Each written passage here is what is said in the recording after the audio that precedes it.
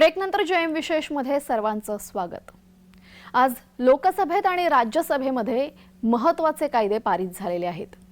फौजदारी कायद्यांशी संबंधित भारतीय न्याय संहिता 2023, भारतीय नागरिक सुरक्षा संहिता 2023 आणि भारतीय साक्षीदार किंवा साक्ष विधेयक 2023 ही 3 विधेयके लोकसभेत तसेच आता राज्यसभेतही मंजूर झालेली आहेत। या विधेयकांचं महत्त्व शहा यांनी स्पष्ट केलेलं आहे। गुलामगिरीचे दाखले असलेले 3 फौजदारी कायदे रद्द करून ही नवीन विधेयके करण्याचा उद्देश हा कायदा आणि सुव्यवस्था मुळापासून सुधारणे हा आहे।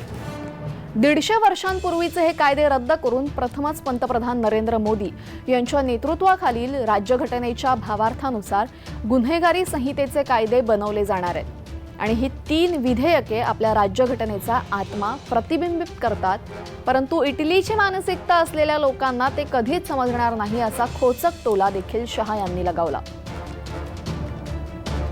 गुलामगिरीच्या काळातील गुन्हेगारी कायद्यांची जागा घेणारी ही 3 विधेयके गुन्हेगारी न्यायव्यवस्थेत मानव केंद्रित दृष्टिकोन ठेवून बदल घडवून आणण्याची उद्दिष्ट ठेवतात आणि कोणालाही थेट शिक्षेऐवजी न्यायावर लक्ष केंद्रित करतात आणि हे तिन्ही कायदे न्याय, पारदर्शकता आणि निष्पक्षतेवर आधारित आहेत असं शहा म्हणालेले आहेत।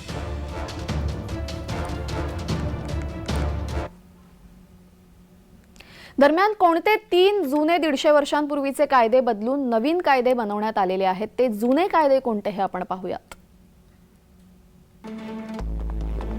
भारतीय दंड संहिता 1860 हा कायदा बदलण्यात आलेला आहे।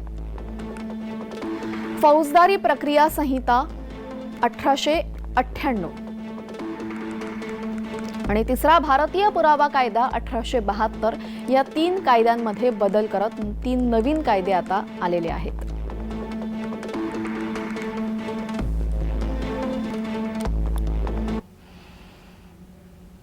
तर नव्या भारत देशाचे नवे कायदे तयार होत आहेत आणि लोकसभेत 3 फौजदारी कायदा विधेयकांवर चर्चा झाली।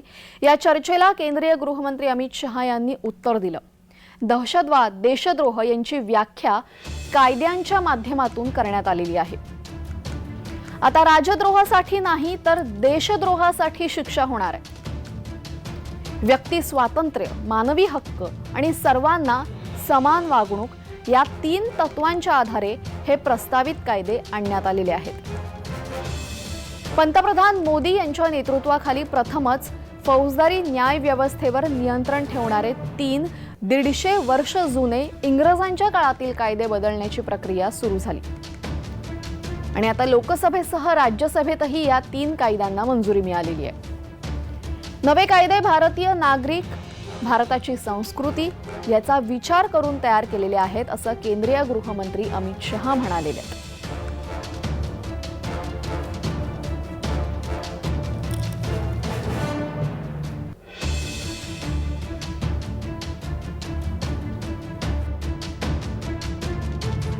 मॉब लिंचिंग घृणित अपराध है और उसको हम नए कानून में फांसी की सजा का प्रावधान कर इंक्लूड कर रहे हैं।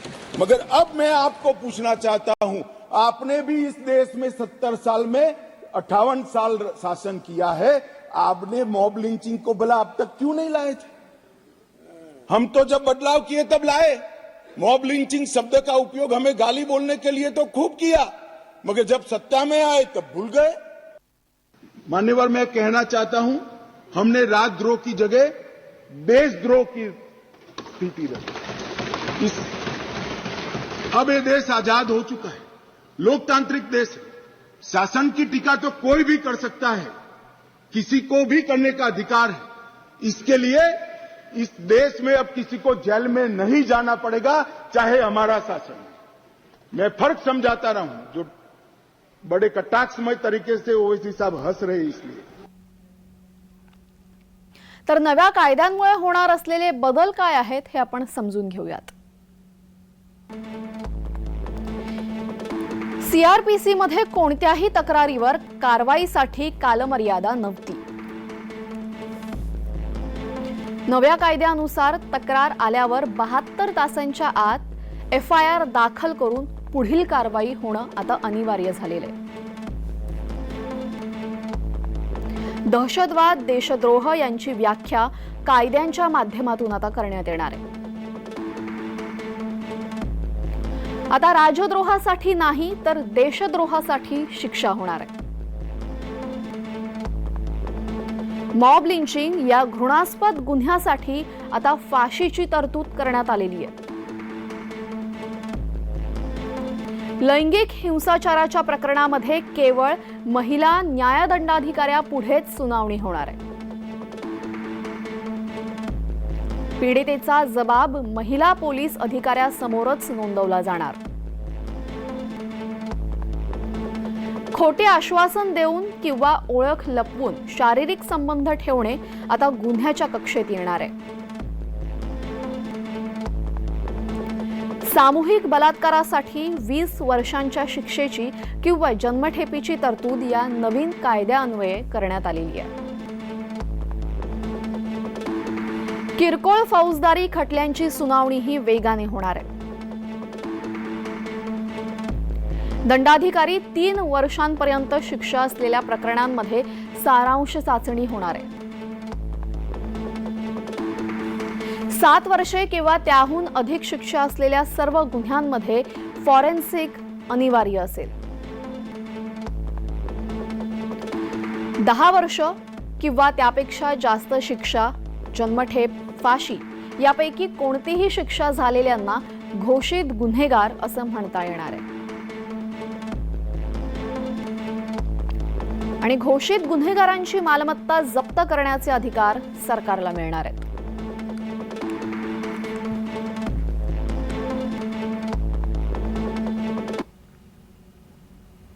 तर मोदींच्या राज्यात आता नव्या कायद्यांची नवी परिभाषा असणार आहे. चित्रा वाघ यांनी नव्या कायद्यांचं स्वागत करणारी प्रतिक्रिया दिलेली आहे. भारत खऱ्या अर्थाने आता सुदृढ आणि सुव्यवस्थित करण्यासाठी 150 वर्ष जुन्या कायद्यांमध्ये योग्य तो बदल करून समाजाच्या सुलभ कायदे व्यवस्था आणि सुरक्षिततेसाठी नवीन आणि अधिक कठोर कायदे बनवतोय. त्यामुळे स्त्रियांबाबत धाडसी आणि संवेदनशील अशा केंद्र सरकारच्या निर्णयाचं खूप खूप अभिनंदन अशी प्रतिक्रिया यावेळेस चित्रा वाघ यांनी दिलेली आहे. पाहूयात.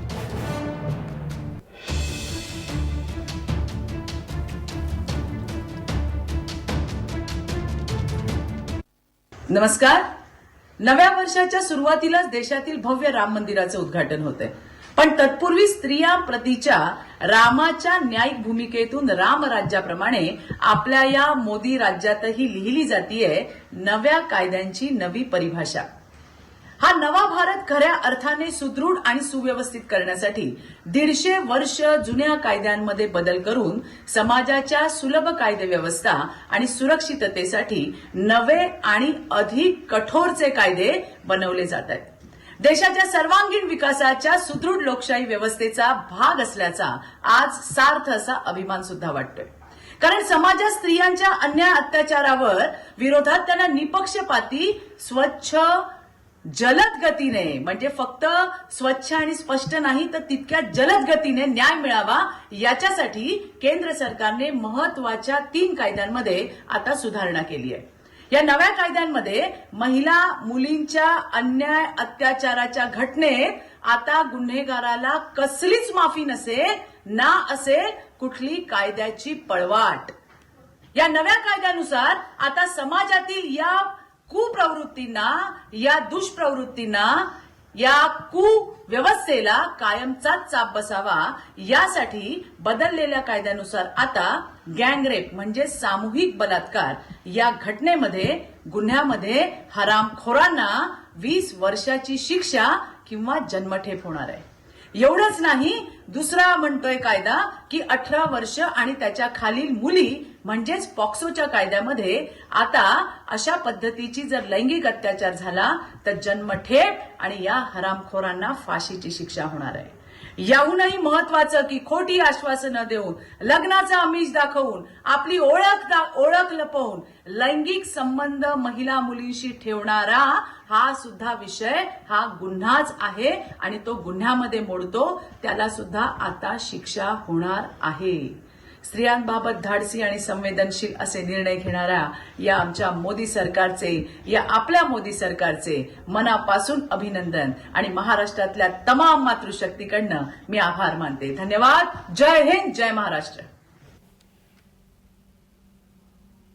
तर मोदी सरकारने हे 3 कायदे मंजूर केलेले आहेत. यावर विरोधकांनी मात्र याचा विरोध करत प्रतिक्रिया दिलेली आहे. पाहुयात काँग्रेसचे कपिल ढोके नक्की काय म्हणतात. काल देशाच्या संसदेमध्ये भारतीय न्याय संहिता, भारतीय नागरिक सुरक्षा विधेयक आणि भारतीय साक्षीदार साक्ष विधेयक ही 3 बिलं पास झालेली आहेत आणि ते तिन्ही बिलांचं महत्त्व विशद करत असताना देशाचे गृहमंत्री अमित शहा यांनी नको त्या पद्धतीनं काँग्रेसवरती टीका केलेली आहे. अमित शहा या आविर्भावात त्या ठिकाणी वावरत होते की 10 वर्ष हे सत्तेमध्ये आहेत, या 10 वर्षातच यांनी हा देश उभं करण्याचं काम केलेलं आहे का? ठीक आहे, काळानुसार प्रत्येक कायद्यांमध्ये बदल करावे लागतात, परंतु ते बदल सर्वांना विचारात घेऊन केले जातात. कुठलाही कायदा ज्यावेळी एखाद्या सभागृहामध्ये आपण करतो त्यावेळी तो कायदा फक्त भारतीय जनता पार्टीच्या मानसिकतेचा नसतो किंवा काँग्रेसच्या मानसिकतेचा नसतो, तर तो देशातील सर्वसामान्य माणसाला केंद्रबिंदू मानून करायला पाहिजे असतो. म्हणजे अजूनही कायदा करत असताना काँग्रेसचा द्वेष जर गृहमंत्र्याच्या मनामध्ये असेल तर निश्चितच त्यांची वृत्ती त्या ठिकाणी फसवी आहे, हे आपण सगळ्यात अगोदर लक्षात घेतलं पाहिजे. ठीक आहे, बदल करायचे आहे, सगळ्यांसोबत चर्चा करा. या देशामध्ये, देशाच्या संसदेमध्ये 141 खासदार हे सभागृहाच्या बाहेर आहेत. त्यांना तुम्ही चुकीच्या पद्धतीनं निलंबित करून ठेवलेलं आहे आणि त्या खासदारांच्या म्हणजे अनुपस्थितीमध्ये जर तुम्ही कायदा करत असाल, हा कुठला मर्दपणा आहे? अहो, सर्वांना आपल्या संसदेच्या सभागृहात बसू द्या, त्या ठिकाणी चर्चा करा आणि नंतर कायदे करा. त्याचं या देशातल्या प्रत्येक नागरिकांनी स्वागत केलं असतं. पण अशा पद्धतीनं डरपोकपणे खासदारांना संसदेच्या बाहेर ठेवून आणि काँग्रेसवर टीका करून जर तुम्ही एखादा कायदा करत असाल आणि त्या कायद्याविषयी स्वतःचं महत्त्व वाढवून घेत असाल तर निश्चितच यामध्ये आपल्या भूमिकेविषयी आम्हाला शंका वाटते. काँग्रेसला अमित शहा यांच्या या भूमिकेवरती शंका आहे. धन्यवाद.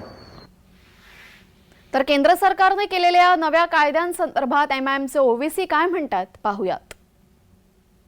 रेप सिर्फ महिलाओं का होता है, मर्दों का रेप नहीं होता क्या?